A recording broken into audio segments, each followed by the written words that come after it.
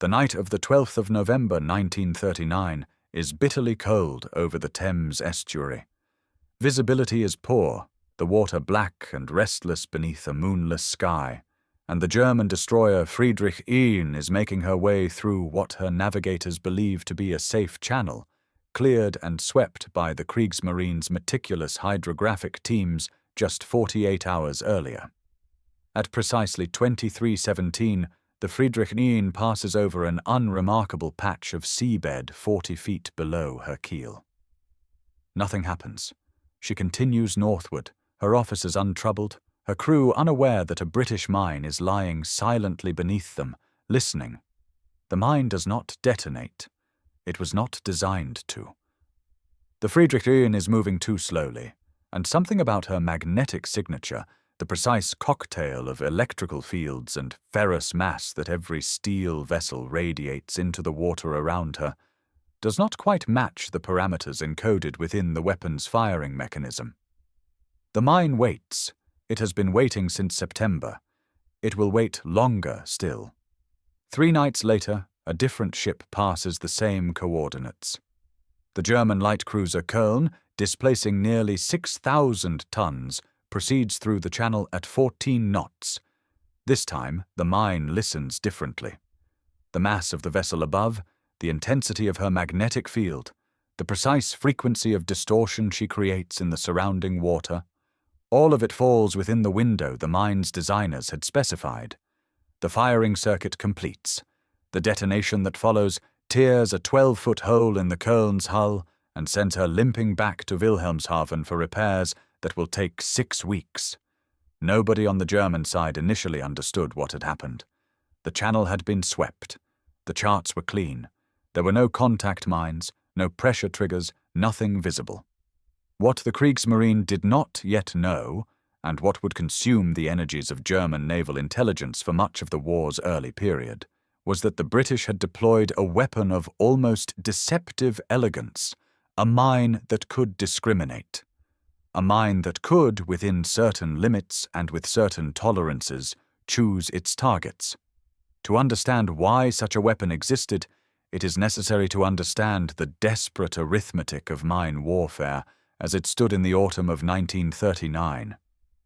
The conventional contact mine, a steel sphere bristling with Hertz horns, moored to the seabed on a cable, detonating when a ship's hull struck one of its protruding triggers, had been the dominant instrument of underwater denial for decades. It was well understood, widely deployed, and reasonably effective. It was also, from a strategic standpoint, profoundly indiscriminate. A contact mine did not care whether the vessel that struck it was a 70,000-ton battleship or a 500-ton coastal freighter. It did not care whether the hull was British, German, or neutral. It killed whatever touched it, and in a busy, contested sea like the North Sea or the English Channel, that indiscriminate lethality created as many political and operational problems as it solved. The British Admiralty had been wrestling with this problem since the First World War, when the infamous Northern Barrage, a vast minefield stretching from Scotland to Norway, had consumed enormous quantities of ordnance, required constant maintenance and sweeping operations, and had still failed to seal the passage of German U-boats as decisively as its architects had hoped. The mathematics were, in the blunt assessment of the mine design department's internal memoranda, woefully inefficient. Hundreds of mines to sink one submarine, thousands of man-hours to lay them, and more thousands to maintain them. The cost per enemy vessel destroyed was staggering. What the mine design department, a quietly extraordinary organization operating out of HMS Vernon, the Royal Navy's torpedo and mine school at Portsmouth, had begun to contemplate in the late 1930s was a fundamentally different proposition. Instead of filling the sea with as many mines as possible and hoping the enemy blundered into them, could one deploy fewer, smarter weapons that would activate only when a vessel of significant military value passed overhead? The idea was not new. German engineers had experimented with acoustic and magnetic influence mines during the First World War. But the technology to make such discrimination reliable, in the cold, pressure-variable, electrically noisy environment of the open sea had not yet existed. By 1937, it very nearly did. The weapon that emerged from this research was known, within the Royal Navy's own documentation, as the Mark 14 ground mine.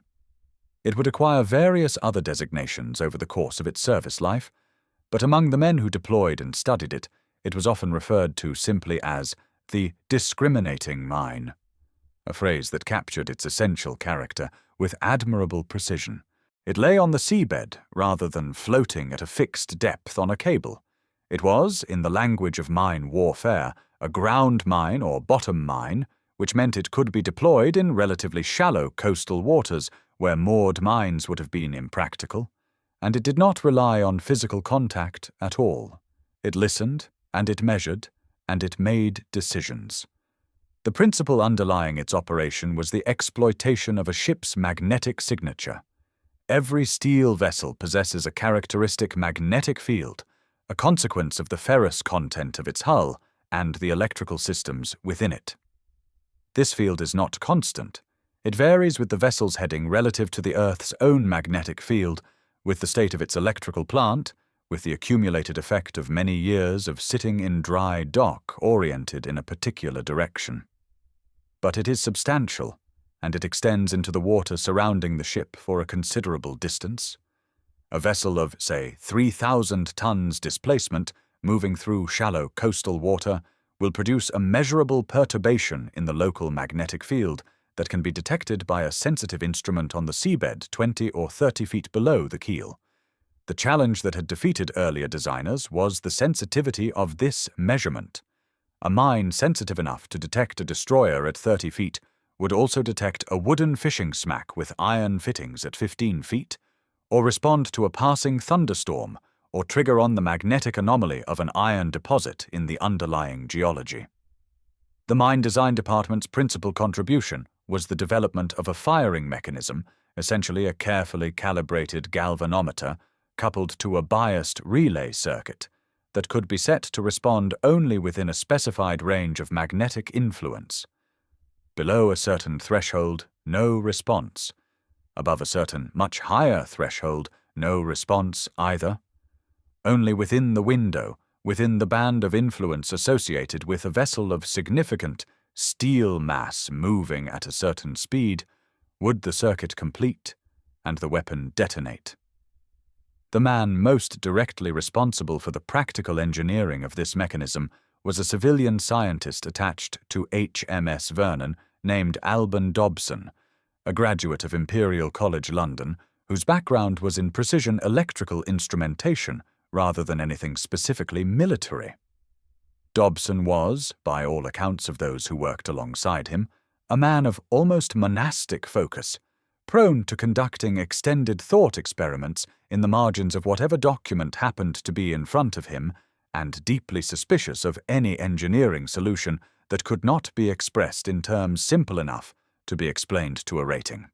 It was Dobson who resolved the problem of the mechanism's sensitivity to temperature variation, a critical flaw in earlier prototypes, since a mechanism calibrated for North Sea bottom temperatures of 4 degrees Celsius would behave quite differently in the warmer waters of the Channel approaches, by incorporating a temperature-compensating bimetallic strip into the relay assembly that automatically adjusted the bias threshold as ambient temperature changed. The mine itself was a cylinder of mild steel, approximately 40 inches in length and 18 inches in diameter, weighing in its complete form some 750 pounds, of which roughly 300 pounds was the main charge of amatol explosive. The casing was designed to be as non-magnetic as possible, which required considerable care in its manufacture, since the production of large quantities of low magnetic signature steel was not, in the late 1930s, a routine industrial capability. The Admiralty eventually contracted with a specialist firm in Sheffield, whose name has, somewhat frustratingly, been lost from the accessible public record, to produce the casings to the required specification, at a unit cost that was, by the standards of naval ordnance, remarkably modest, approximately £180 per mine in 1939 prices, compared to several £1,000s for a contact mine of similar destructive potential. The mechanism was housed in a separate canister within the mine body, accessible through a watertight access plate, and could be removed, adjusted, and replaced without disturbing the main charge. This was an important practical consideration, since it allowed the arming parameters to be set at the point of deployment rather than at the point of manufacture, giving commanders the ability to tune their weapons to the specific target environment. A minefield laid in a busy, shallow water channel where small fishing vessels were expected to operate could be set with a higher threshold than one laid in deep water where only military vessels were likely to transit. This flexibility was, in the assessment of the naval staff, one of the weapon's most valuable characteristics. Deployment presented its own considerable challenges. A ground mine lying on the seabed in 30 feet of water is effectively invisible to the standard magnetic and acoustic sweeping methods that the Kriegsmarine, along with every other major naval power, had developed to clear contact mines from coastal channels. Contact mines could be swept by running cables or otter sweeps through the water at the appropriate depth, snagging the mooring wires and bringing the mines to the surface for disposal. Ground mines, with no mooring wire and no surface float, were immune to this approach entirely. The sweeping vessel could pass directly over one without any interaction at all. This immunity was central to the weapon's strategic value.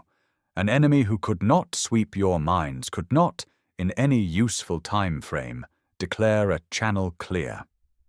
The Admiralty began laying the Mark 14 in earnest in September 1939, using converted merchant vessels operating at night, their crews briefed with the extraordinary thoroughness that characterized Royal Navy mine-laying operations. The laying was conducted by aircraft as well as surface vessels. The mine had been designed from the outset to be air-droppable, with a stabilizing parachute that would slow its descent and allow it to enter the water at a survivable angle without damaging the sensitive firing mechanism. The aircraft used for this purpose were, in the early months, largely Handley Page Hamptons and Armstrong Whitworth Whitleys, neither of them ideally suited for the low-altitude, nighttime precision flying that sea mine laying required, but both capable enough when their crews were adequately trained. The campaign proceeded in what the Admiralty described, with characteristic understatement, as a satisfactory manner through the autumn of 1939. German coastal traffic in the Heligoland Bight, the Elbe approaches, and the Kattegat began to suffer losses that the Kriegsmarine initially attributed to British submarines, or in some cases to navigational error. The discriminating behavior of the mine, its tendency to leave smaller vessels unharmed while detonating under destroyers, cruisers, and supply vessels above a certain displacement, was not immediately apparent to those investigating the losses, since the pattern of victims was interpreted as evidence of submarine activity rather than mine action. Submarines, after all, would also tend to target military vessels rather than fishing boats. The German naval staff's confusion was genuine and, from the British perspective, extremely desirable. Every week in which the Kriegsmarine's mine countermeasures teams were looking for the wrong thing was a week in which the mines themselves were accumulating a body count. By December 1939, the Mark 14 and related influence mine variants were credited with the sinking or serious damaging of at least 14 significant German naval and merchant vessels. The actual figure was probably higher, since German wartime records of mine casualties were incomplete and in some cases deliberately obscured. The first systematic German attempt to understand what was happening came, almost farcically, as a result of a British accident. In late November 1939, 2 Hampton aircraft laying mines in the Thames estuary, where the weapons were intended to intercept German raiders operating in the area, experienced difficulties with their drop timing and released their mines on mudflats near Shoeburyness at low tide. The mines, designed for water landing, survived the impact with the mud largely intact. More importantly, they were discovered the following morning by a Royal Artillery officer walking his dog along the foreshore, who reported the find to the proper authorities with commendable promptness. The immediate problem was obvious. The mines needed to be recovered before the tide returned, but more urgently before anyone with hostile intelligence intentions could examine them. The recovery operation, conducted with considerable urgency by a Royal Navy reshape team under the direction of Lieutenant Commander John Ouvry, established several important things about the mine's construction that had not previously been fully documented even within the Admiralty itself. Ouvry's team, working under significant time pressure and with the knowledge that the weapon in front of them might be armed and sensitive to any magnetic disturbance they introduced through their tools, developed the render-safe procedures that would subsequently be codified in mine disposal training for the rest of the war. Ouvry was subsequently awarded the George Cross for this work, though the citation was deliberately vague about the specific weapon involved. The Germans, by a curious parallelism, were conducting their own discovery process at almost exactly the same time. In late November 1939, a Heinkel 111 laying German magnetic mines, the Kriegsmarine had independently developed their own influence mine, the EMC, which operated on broadly similar principles, made a navigational error and dropped 2 weapons on the tidal mudflats of Shoebury-Ness, just miles from where the British mines had been found days earlier. This was not coincidence so much as a consequence of the fact that both sides had identified the Thames estuary as a priority target for influence mine laying, and both were conducting operations in roughly the same geographic area at roughly the same time.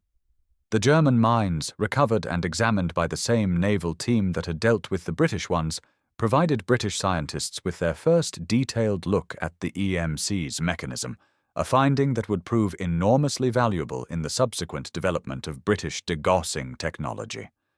The degaussing problem deserves particular attention, because it illustrates the way in which the Mark XIV's introduction set in motion a chain of technological responses and counter-responses that would shape naval warfare for decades. A ship's magnetic signature, whilst characteristic, is not immutable. If a vessel is fitted with a series of electrical conductors running around its hull, a degaussing coil, and a controlled electrical current is passed through them, the resulting magnetic field can be arranged to cancel out, or at least substantially reduce, the ship's own inherent magnetism. The principle was well understood before the war, and the Royal Navy had been experimenting with hull degaussing since the early 1930s. But the practical engineering of a degaussing system that could be reliably fitted to all classes of vessel, maintained in service conditions, and adjusted as the ship's magnetic state changed with heading and time, was a substantial undertaking. The German response to British influence mines was rapid, well-resourced, and ultimately effective, though it required the diversion of significant industrial capacity. By early 1940, the Kriegsmarine had established a program to fit degaussing coils to all major surface vessels and submarines, drawing on research conducted at the Kriegsmarine's own physics laboratory in Kiel under the direction of Professor Walter Gerlach, a physicist of genuine distinction who had contributed to the early development of quantum mechanics before the war. The degaussing program meant that the discriminating advantage of the Mark XIV, its tendency to leave small vessels unharmed while detonating under large military targets, gradually eroded as those larger targets acquired the means to suppress their signatures.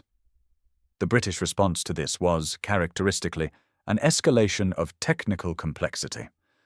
The acoustic mine, sensitive not to magnetic fields, but to the low-frequency noise generated by a ship's propellers and machinery, had been under development in parallel with the magnetic ground mine, and its introduction into service in 1940 and 1941 created a new problem for German countermeasures teams. The challenge of sweeping an influence mine is that sweeping requires mimicking, with sufficient fidelity, the signature that the mine is designed to detect. A magnetic sweep must generate a magnetic field of appropriate strength and frequency. An acoustic sweep must generate appropriate underwater sound. Each new mine type required a new sweep type, and each sweep type required manufacturing resources, trained operators, and time.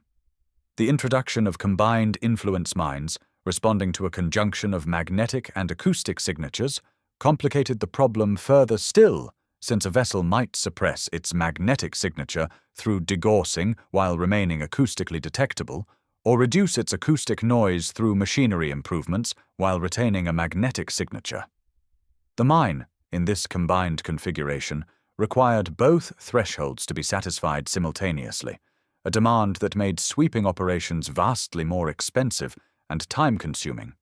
It would be a misrepresentation of the Mark XIV's operational history to suggest that it was uniformly successful, or that its effects were strategically decisive in the way that, say, the breaking of the Enigma codes proved decisive.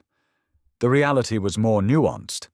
In terms of raw tonnage sunk, influence mines of all types, British, German, American, and Soviet, accounted for roughly 8% of total naval losses during the Second World War, a figure that sounds modest until it is set against the resource cost of the weapons themselves and the disproportionate disruption they caused to coastal and harbour operations. A channel that cannot be declared clear cannot be used for scheduled shipping, regardless of whether any mines actually remain in it. The psychological and logistical effects of influence mine campaigns, the convoy delays, the harbour closures, the constant requirement for time-consuming sweeping operations were considerably larger than the physical destruction they caused. The German experience of British influence mining in the approaches to their North Sea and Baltic ports during 1940 and 1941 provides a clear illustration of this multiplier effect. The British Royal Air Force's mining campaign, Operation Gardening, which ran from April 1940 until the end of the war, and eventually dropped more than 47,000 mines into European waters using aircraft ranging from Hamptons and Whitleys through to Lancasters and Halifaxes, was by the RAF's own accounting one of the most cost-effective offensive operations of the entire air war. For a loss rate of roughly 1 aircraft per 100 mines laid, itself an acceptable attrition rate by the standards of Bomber Command operations against German cities, the campaign tied down hundreds of Kriegsmarine minesweeping vessels, closed major ports for periods ranging from days to weeks, and contributed to the sinking or damaging of approximately 760 Axis ships, totaling over 1.2 million gross registered tons. The Kriegsmarine, in its own post-war assessments, acknowledged that the mining campaign had been the single most disruptive element of British naval operations in the Baltic and North Sea, exceeding in practical effect even the submarine campaign against German coastal traffic. The development of the Mark XIV and its successors also had consequences that extended well beyond the immediate conflict. The technical problems solved by Dobson and his colleagues at HMS Vernon, the temperature-compensating mechanism, the biased relay circuit, the non-magnetic casing, fed directly into the post-war development of magnetic anomaly detection technology, which would become the principal tool for locating submerged submarines from the air during the Cold War. The sonobuoys and magnetic anomaly detectors that equipped maritime patrol aircraft from the 1950s onward were, in a very direct sense, descendants of the firing mechanism designed for a wartime mine. The intellectual lineage is unambiguous, and several of the engineers who worked on post-war MAD systems had begun their careers in the mine design department during the war. The Soviet Union, which received limited technical information about British mine development through wartime intelligence channels and the Lend-Lease relationship, incorporated influence mine technology into its own post-war naval doctrine with considerable enthusiasm, recognizing that the Soviet Navy, structurally disadvantaged against NATO surface fleets in any conventional open ocean engagement, could leverage influence mines to impose disproportionate costs on any enemy operating in the Baltic, the Black Sea, or the Barents Sea. Soviet influence mines of the Cold War period, including the PDM and SMDM series, incorporated sophistication levels that clearly reflected knowledge of the wartime British and German developments. The discriminating mine, in other words, spread far beyond its original context. The Mark XIV itself, and the broader program of British influence mine development that it represented, has received remarkably little attention in the popular literature of the Second World War. This is partly a consequence of the secrecy that surrounded it for decades. Detailed technical specifications of the weapon remained classified into the 1970s, long after the broad outlines of influence mine technology were public knowledge, and partly a consequence of the nature of mine warfare itself, which produces effects that are diffuse, cumulative, and difficult to attribute with the dramatic precision that makes for compelling narrative. Mines do not have aces. There is no equivalent of the Dambuster raid, no iconic photograph of a weapon striking its target, no single moment of decisive action that can be used to anchor the story. The mine lies on the seabed and waits, and ships stop moving through the channel, and somewhere in a German harbor a convoy is delayed for 3 days, and none of this makes for the kind of clean, photogenic heroism that fills the pages of wartime memoir. What survives of the physical record is scattered and incomplete. A small number of Mark 14 mines, or close relatives of the type, are preserved in the collections of the Royal Navy Submarine Museum at Gosport, the National Museum of the Royal Navy at Portsmouth, and the Imperial War Museum. Several are displayed without detailed interpretation, their mechanisms long since rendered inert, their casings indistinguishable from dozens of other cylindrical shapes that line the corridors of naval collections. The technical drawings prepared by the Mine Design Department are held in the National Archives at Kew, accessible to researchers but consulted primarily by specialists. The men who built and deployed the weapons, Dobson, Ouvry, and the hundreds of ratings and civilian technicians who manufactured the casings and assembled the firing mechanisms and laid the mines in cold North Sea darkness, are largely absent from the accessible historical record. Ouvry's George Cross citation mentions his work on a novel enemy mine recovered at Shoeburyness, an inversion of the actual circumstances that is either a deliberate deception or a consequence of the classification requirements of the period. Dobson received no public recognition during the war and is mentioned in only a handful of technical histories. The Sheffield manufacturer, whose low magnetic signature steel made the program possible, has not been identified. The history of the discriminating mine is, in this sense, a history written in absences. The ships that did not sink because the mine's parameters were set too conservatively, the channels that remained open because the Kriegsmarine's degaussing program worked faster than anticipated, the operational effects that showed up in convoy schedules rather than in casualty lists. There is something appropriate about this invisibility. The discriminating mine was, from its inception, a weapon designed to be unseen. Its entire operational logic depended on its targets not knowing it existed, not knowing where it lay, not knowing what would trigger it. The moment its existence and parameters became known to the enemy, they could be designed around, swept for, adjusted to. Secrecy was not merely a security precaution, it was integral to the weapon's effectiveness. A mine that lies undetected on the seabed, unknown and unmeasured, controls the water above it far more completely than any visible fortification could. The channel cannot be used, the harbor cannot be scheduled, the convoy cannot be guaranteed, and all of this flows not from the mine's detonation, but from the mere possibility of its presence.